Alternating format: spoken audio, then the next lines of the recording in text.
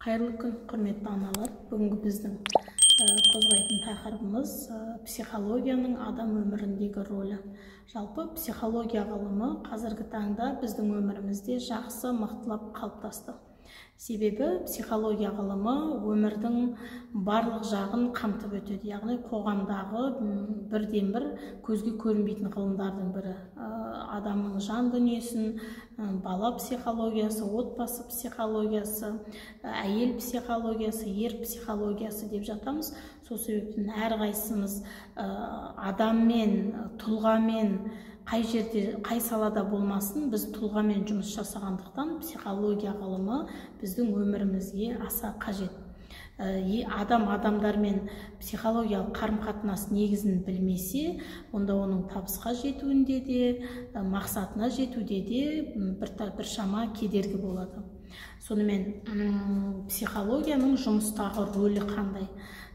Біз бала кезімізден ұжыммен бірге өсеміз. Мысалы, балабақшаға барамыз, мектепке барамыз, университет оқимыз. Осы аталған жерлердің барлығы адамдардан тұрады, адамдардан құралады. Яғни біз ұжымдық топта өсеміз. Сол себептен ұжымның арасында да әртүрлі пікірлер болады, әртүрлі ойлар болады. Яғни әртүрлі тұлғалармен жұмыс жасаймыз. Кейбір кездерде сол тұлғалармен, ортадағы адамдарымызбен пікіріміз, көзқарасымыз сәйкес келмей жатады. Сол себептен біздің адамдардың арасында жанжал тууы мүмкін, түсінбестіктен пайда болады. Осының салдарынан көптеген келіспеушіліктер туындап жатады. Сол себепті жұмыста да жұмыс процесі аяқ астынан өзгеріп жатады. Бұл жағдайды біз қалыпты деп қабылдамай, деструктивті қабылдап, қарым-қатынасты ары қарай жалғастырып кете беруімізге болады. Оның ешқандай қиындығы жоқ. Яғни біз өзіміз қандаймыз, айналадағы адамдарымыз да сондай. Яғни бізден басқа адамдардың ешқандай айырмашылығы жоқ екенін тура қабылдауымыз керек. Яғни жанымыздағы әріптестерімізді қандай кемшілігі бар, қандай артықшылығы бар, тура солай қабылдап үйренуіміз керек. Егерде сізді әріптестеріңіз дөрекі сөйлеп, балағаттап, аса бір жаныңызға тиетіндей қорлық сөздер айтып сізді қорлап жатса, онда оған ешқашан ренжуші болмаңыз, оны жан тәніңізбен жек көрудің қажеті жоқ. Керісінше оның орнына өзіңізді қойып, егер ол адамның орнында сіз болсаңыз не істей алатын едіңіз деген ойды алып, әріптесіңізге керісінше қолдау көрсетіңіз. Өйткені оған мүмкін сол қолдау жетіспейді, сізден қолдау жетіспейді тұрған шығар ол әріптесіңізге. Сол себепті өзіңізді сабыр сақтап, ол адамның орнына қойып, керісінше сізге қатты дөрекі сөйлеген сізді балағаттаған адамға көмек көрсетуге тырысыңыз. Сол кезде араларыңызда түсіністік болуы мүмкін. Және шешілмейтін ешқандай мәселе жоқ. Барлық мәселенің түйіні шешімі болады. Егер сіз адамды қабылдай білсеңіз, адамды адам ретінде қабылдай білсеңіз, бұл жағдайлардың бәрін сіз істей аласыз. Ал егер сіз адамды адам ретінде қабылдай алмасаңыз, бұл жағдайды істеудің қажеті жоқ. Және де жанжалды болдырмаудың екінші жолы бар. Ол аса бір қатты дау жанжал туып жатқан кезде әріптесіңіздің немесе жұмыстасыңыздың сізге айтып жатқан әріптесіңізді былайынша елестетуге болады. Мысалға, әріптесіңіз сізге қандай да бір мәліметтер айтып, ауыр сөздер айтып бастап келе жатқан кезде сіз оны клоун ретінде қабылдаңыз, елестетіңіз. Клоун ретінде қабылдау емес, клоун ретінде елестетіңіз. Және оның әрбір айтқан сөзін клоунның әзілі ретінде қабылдаңыз. Сол кезде бұл әрекет сізге реніш пен сенімсіздік сезімдерінен айырады. Яғни сіз оған ешқандай өкпе ренішіңізді, кегіңізді, іштегі жаман ой пікіріңізді сақтамайсыз. Сабыр сақтап болғаннан кейін, ол кісі өзінің ойын айтып болғаннан кейін, сіз де әріптесіңізді ренжітпей, ойыңызды басқа жаққа бұрып, ары қарай тіл табысып кетуге болады. Яғни сіз өзіңіздің көңіл күйіңізді дұрыстайсыз осы әрекеттермен. Және де сізге қарай айтылып жатқан әріптесіңіздің де көңіл күйін дұрыстайсыз. Бұл бірінші ситуациялық жағдай. Екінші ситуациялық жағдайда әріптесіңіз сізге қаратып қандай да бір сөздер айтып жатса, өзіңізді жағажайда жатқандай елестетіңіз. Не болмаса бір необитаемый остров деп жатамыз ғой, ешкім тұрмаған аралда жалғыз өзім тұрамын деп елестетіңіз, және сіз күннің көзінен шуақ алып жатқандай елестетіңіз.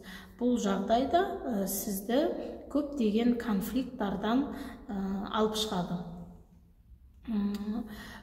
Осындай жағдайға тап болғаннан кейін осы ситуацияларды, осы айтқандарды бір-екі рет жасап көрсеңіз, бұл қағида сізге қалыпты өміріңізде оң нәтижесін беріп жатуы мүмкін. Кейін, уақыт өткеннен кейін, әріптесіңіз сабырға келген соң, ары қарай қарым-қатынастарыңызды түзеп, сөйлесіп, келісуге, түсінісуге болады. Яғни отбасы мен жұмыстың арасында, ұжымның арасында ешқандай айырмашылық жоқ. Тек ұжымда әртүрлі адамдарды көріп жатасыз, оларды күніне сирек көресіз. Ал отбасының адамдарын, яғни отбасы тұлғаларын жиі көруге тура келеді. Сол себептен отбасыларыңыздың адамдарымен көбірек ұшырасып, олармен көбірек тіл табысып, шынайы тіл табысуға тура келеді. Сонымен қатар, отбасы мүшелерінің қандай да бір болмашы, ауыр қателіктері болса да, оны қабылдап үйренуіңіз керек. Қандай да бір жағдай жасап қойса да, қандай жағдай болса да, отбасы мүшелерін қандай тұлға болып қалыптасты, тура сол қалпында қабылдап үйрену керек. Және сіздің міндетіңіз олардың осы қателіктерді не үшін, не себепті жасағанын түсіну, тыңдау және ол қателіктерді алдағы уақыттарда қайталауға жол бермеу. Сол себепті жол бермеу үшін, қателіктерге жол бермеу үшін отбасы мүшелері сіз барынша ашық түрде отбасы мүшелерімен ашық түрде сөйлесу, былайынша айтқанда тіл табысу. Қазірде көптеген адамдар айтып жатады, мәмілеге келу керек деп. Біз бір-бірімізбен отбасы арасында сөйлесуіміз кем. Сол себептен қандай жағдай болса да, отбасы мүшелері, мейлі ұл болсын, қыз болсын, мейлі ол кішкентай болсын, 10 жасар, 12 жасар болсын, баланың да өзінің мнениесі бар, баланы да тыңдай білу керек, атаны да тыңдай білу керек, ананы да тыңдай білу керек. Яғни үйдегі отбасы мүшелері қанша, үйде қанша отбасы мүшелері бар, сонша отбасы мүшелерінің әрбірінің пікірін тыңдап үйрену керек. Егер сіз осыны істей алсаңыз, проблемалардың көпшілігі шешіледі. Яғни шешілмейтін мәселе жоқ. Ұжымда да, отбасында да шешілмейтін мәселе болмайды.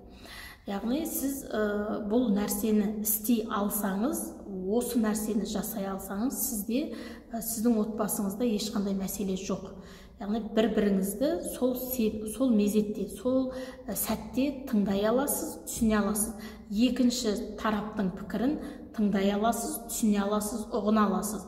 Сіздің пікіріңіз екінші адамға ұнамаса, ортақтасып бір көзқарасты, бір пікірді шығару мүмкін, шығара аласыз деген сөз. Яғни сіз келесі адамның пікірін тыңдай алсаңыз, сізде ешқандай мәселе жоқ. Сіз отбасы мәселесін толықтай өзіңіз шеше аласыз. Отбасы мәселесін толықтай өз қолыңызға, өз жауапкершілігіңізге ала аласыз. Ал егер бұл нәрсені істей алмайтын болсаңыз, отбасы мәселесін шеше алатын психологиялық, ментальды, саналы адамға беріңіз жолын. Қорытындылай келе, менің айтатыным, жұмыста да, отбасында да қарым-қатынас құру өте қиын. Өйткені біз адамдармен жұмыс жасаймыз, адамдардың ойларымен жұмыс жасаймыз, адамдардың пікірімен санасамыз. Сол себепті көбінесе біз адамдарды түсіне алмай жатамыз.